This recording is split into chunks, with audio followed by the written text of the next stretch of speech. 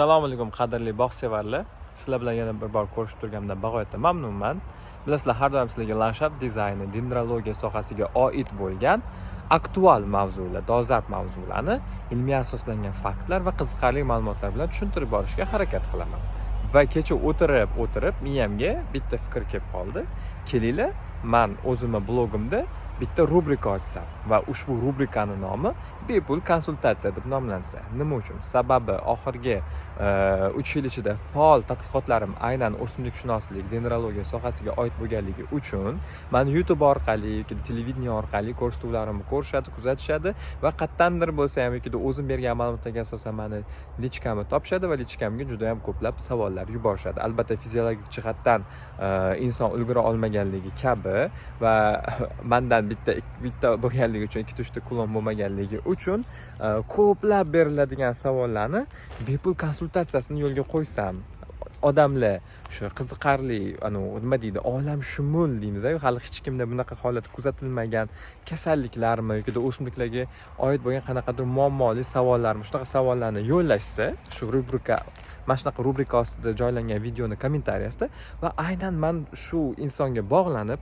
ulardan nima bo'layotganini, qanaqa muammolar bo'layotganligini o'rganib, eshitib, tinglab, keyin shuni internetga yuklasam, menimcha juda ham foydali, zo'r bo'ladi.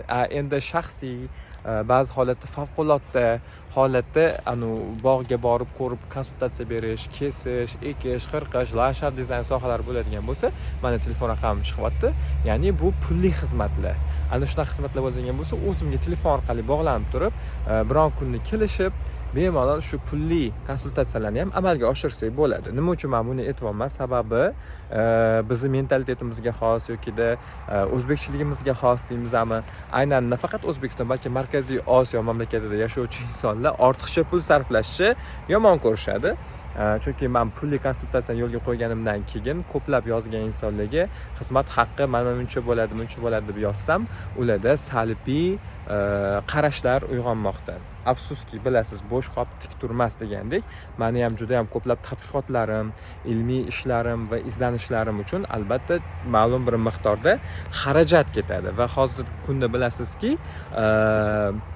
har bitta soha vakillari professional bo'lmasa ham osmondan keladigan narxlarni taqdim qilishadi va siz ularga aldanib qolishingiz mumkin. Nimaga? Chunki ko'pchilik juda ham chiroyli gapiradi, juda chiroyli nutqqa ega va sizni ishontirib qo'yadi, lekin uni mutaxassis yoki mutaxassis emasligini siz bila olmay qolasiz.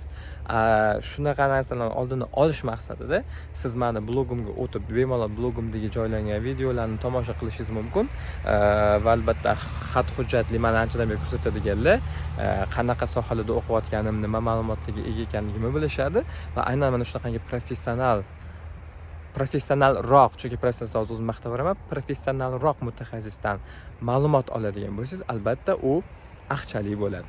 Shu sababli meni yomon ko'rmanglar, qaytamga yaxshi ko'ringlarki, men sizlardan olayotgan yaxshi odzivlar va siz menga o'tkazib beradigan konsultatsiya uchun pullarni aynan ilmiy tadqiqotga sarflayman va aynan shu tadqiqotlarim natijasida hamma sevib ko'radigan, hammaga kerakli bo'lgan muammolarni yechimini topishga harakat qilaman.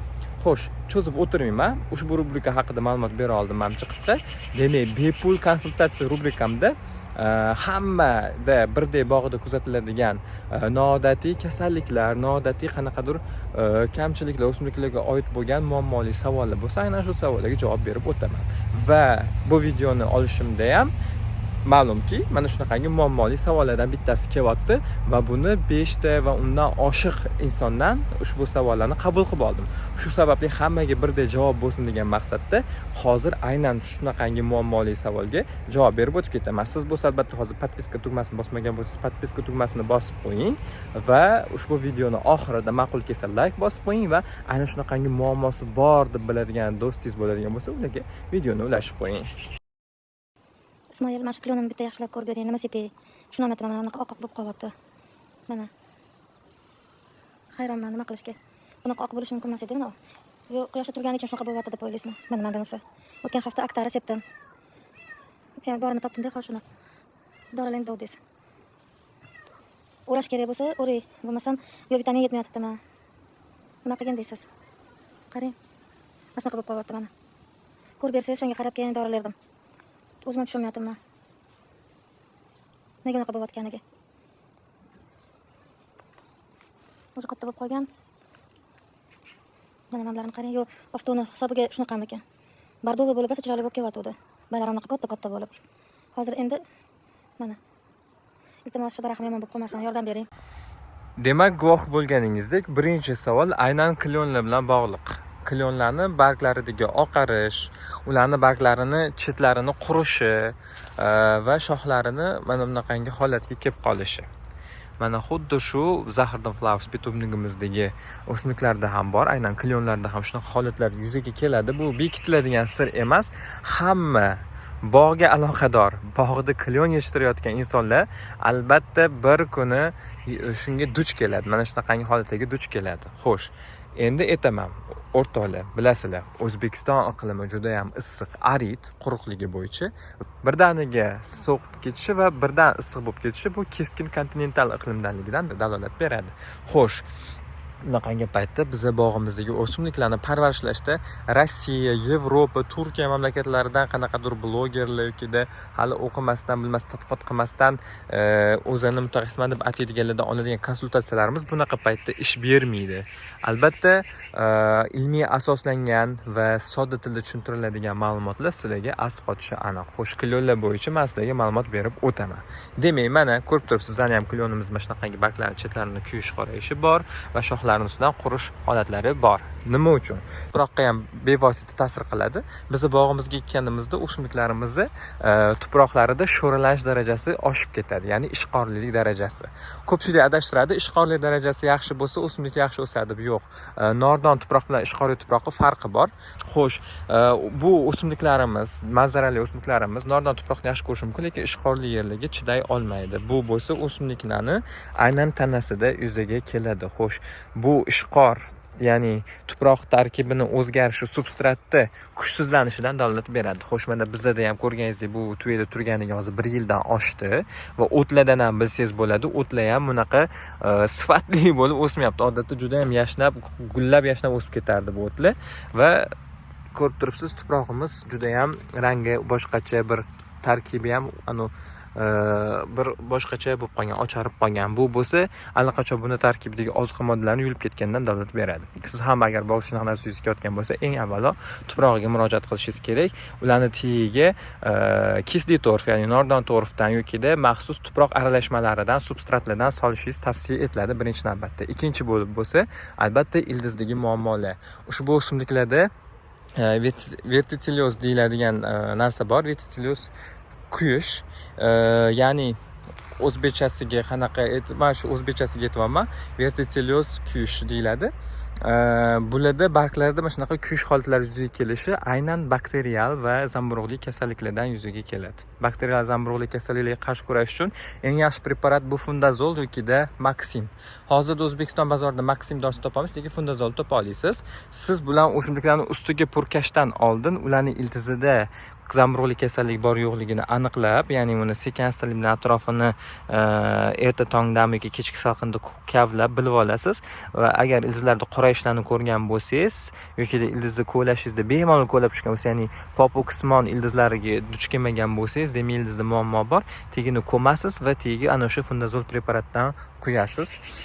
Bu bo'lsa o'simligingizni shu ildizidan bo'layotgan zamburug'li kasalliklarni oldini oladi va o'simligingizni baquvvatlashishiga hissa qo'shadi. Endi barglarni ocharishi, bilasiz, barglarni ocharishi xloroz, ya'ni temir moddasini yetishmasdan yuzaga keladi. Lekin shu bilan bir qatorda magniy moddasi ham yetishmasa, o'simliklarning barglarida ocharish holatlari yuzaga kelishi mumkin. Shuning uchun eng yaxshisi, agar mana bunaqangi qurish holatlari yuzaga kelayotgan bo'lsa, bilingki, sizda o'simliklaringizga mikroelementlar va temir birgalikda yetishmayotganidan dalolat beradi. Bu degani siz NPK, azot, fosfor, kaliy ozuqasini azoti kam bo'lganidan berasiz va xelat jeleza, ya'ni xelat temir moddasidan buni o'simligingiz tagiga quyasiz, sug'orasiz. Bir marta sug'organingizdan keyin yana bir hafta o'tib yana bir marta qo'llasangiz yana ham yaxshi samara beradi va siz o'simliklaringizning barglari sekin-astalik bilan tiklanishni boshlaydi. Keyingisi, bakterial kasallikka qarshi kurashdingiz va unga kerakli bo'lgan temir moddasini berdingiz. O'simligingiz zamburug'li bakterial kasalliklardan xoli bo'lishni boshlaydi va kuchga to'lishi boshlaydi. va siz shuncha ish amalga oshirganingizdan keyin kompleks davolash ishi ketishligi uchun yana bitta qadam bosishingiz kerak bo'ladi. Xo'sh, u qanaqa qadam? Bu qadamda siz o'simliklaringizga tushgan hasharotlarni tekshirish. Siz bila olmaysiz bittada o'simligingizga shira tushdimi yokida o'rgimchak kana tushdimi yoki boshqa hasharotlar tushdimi, har xil chuvalchanlik kasalliklar bor, bularni bila olmaysiz. Shu sababli hozir qilgan ishlaringizni amalga oshirganingizdan keyin hammasini tartib bilan, ya'ni birinchi o'rinda fundazol bilan обработка qilsangiz va temir moddasini quyadigan bo'lsangiz, bittada quya olmaysiz. Birinchi temir moddasini quyasiz. 1 kun o'tgandan keyin yoki 2 kun o'tgandan keyin kamida 2 sutka tavsiya qilaman. 2 sutkadan keyingina siz fundazol preparatini o'simligingizni ildizlariga quyasiz. Agar tanasida ham shu holati bormi, kuzatdim, ko'rdim degan bo'lsangiz, tanasiga ham purkashingiz mumkin bo'ladi. Bu paytda siz ularning tagiga qaytib suv quymaysiz, sug'ormaysiz, ustidan suv sepmaysiz. Shuning uchun hamma dorilarni quyishdan oldin ularni sug'orib olish esingizdan chiqmasin. Keyin 1 hafta muddat yoki 2 hafta muddat o'tgandan keyingina o'simliklaringizni ustiga shiraga qarshi, ya'ni hasharotlarga qarshi dorilarni sepishingiz mumkin. Sug'orish bilan adashtirmaylik. 2 haftadan yoki 1 haftadan keyin sug'oraman deb o'ylamaylik. O'simliklaringizni o'sha fundazol bilan yoki xelat jeleza bilan обработка qilganingizdan keyin 2 kun, 3 kun o'tib bemalol tagiga suv bersanglar bo'laveradi. Chunki o'zi odatda 1 sutka davomida siz o'simlikka bergan dorilaringiz reaksiyaga kirishib, o'simliklaringizni davolashni boshlaydi. Men aytmoqchi bo'lganim, dorilashni ketma-ket qilib tashlamaylik, 2 kun, 3 kun orqa qilib tashlamaylik. Imkon qadar 1 hafta qoldirib turib amalga oshiring. Bu bo'lsa o'simliklaringizni dorilarni yaxshi qabul qilishiga, yaxshi o'sishiga hissa qo'shadi. Bizda ko'pchilik o'simliklarni shunaqa qiladiki, ham uni, ham buni berib, ham dorini berib yuboradi, ham vitaminni berib yuboradi, ham hasharotlarga qarshi обработкаlar qilib tashlaydi. Albatta bu muammo keltirib chiqaradi. Chunki bilasiz, kasal bo'lgan odamga vitamin berish tavsiya qilinmaydi. Kasallikni davolaysiz, keyin vitaminlarni berasiz. Xuddi shu tariqa o'simliklaringizni zamburug'lik, hasharotlardan va bakterial kasalliklardan davolaganingizdan keyin albatta ularga mineral komplekslarini berishingiz mumkin. Hozir yoz oyiga qadam qo'yamiz. Yoz mavsumida siz o'simliklaringizga organik o'g'itlardan mashina kompostlar, ya'ni o'zi maxsus kompost qiladigan suyuqliklar bor. Uydan chiqadigan po'choqlar, chiqindilar, organik chiqindilar bo'ladi. O'sha organik chiqindilarni bitta konteynerchaga solasiz va o'sha ustidan po'choqlaringizni tashab turib, po'choqning ustidan o'sha suyuqlikni solsangiz, ular sizga kompost tayyorlab beradi. Aynan shunaqa kompostlar bilan mana shu klyonlaringizni oziqlantirishingiz mumkin. Va albatta qayta ishlaganingizdan keyin o'simligingiz ranglari o'ziga kelishni boshlaydi. Bilasiz, bunaqangi palma bargli klyonlarimizni O'zbekiston iqlimida yarim soya, nisbatan salqinroq joylarga ekish tavsiya qilinadi. Sabab to'g'ridan to'g'ri quyoshda ham kuyib ketishi mumkin. Shuning uchun siz mani o'simligim soppa-sog' nimaga baribir qurib ketayotgan bo'lsangiz, aytganimdek ekilgan joyiga e'tibor berishingiz kerak. Ham tuproq, ham joylashgan joy lokatsiyasi quyosh nuridan uzoqroq bo'lishi kerak. Ya'ni ertalabdan betgacha quyosh tushsa, betdan keyin salqin bo'ladigan bo'lsa, ana shunaqa joyda juda ham chiroyli, kuchga to'lib o'sadi. Va bepul konsultatsiya ham mana shu joyda o'z nihoyasiga yetadi. O'ylaymanki sizlarga foydali bo'ldi. Foydali bo'lgan bo'lsa albatta like bilan qo'llab-quvvatlanglar, yoqmagan bo'lsa dislike bossanglar ham bo'ladi va ushbu videoni bog'ida klyon parvarish qilayotgan tanishlaringizga yuborib qo'ysangiz, ularga ham manfaatli bo'ladi. Xo'sh, yana kimi bog'ida yana shunaqangi muammolar bor. Mana shu video ostida izoh qilib yozib qoldiring. Kimni savoli ko'p like yig'adigan bo'lsa, aynan shu savolga keyingi videolarimda javob berib o'taman. Sizlar bilan Ismoilbek Rustambekovich bo'ldi. Xayr, salomat bo'linglar.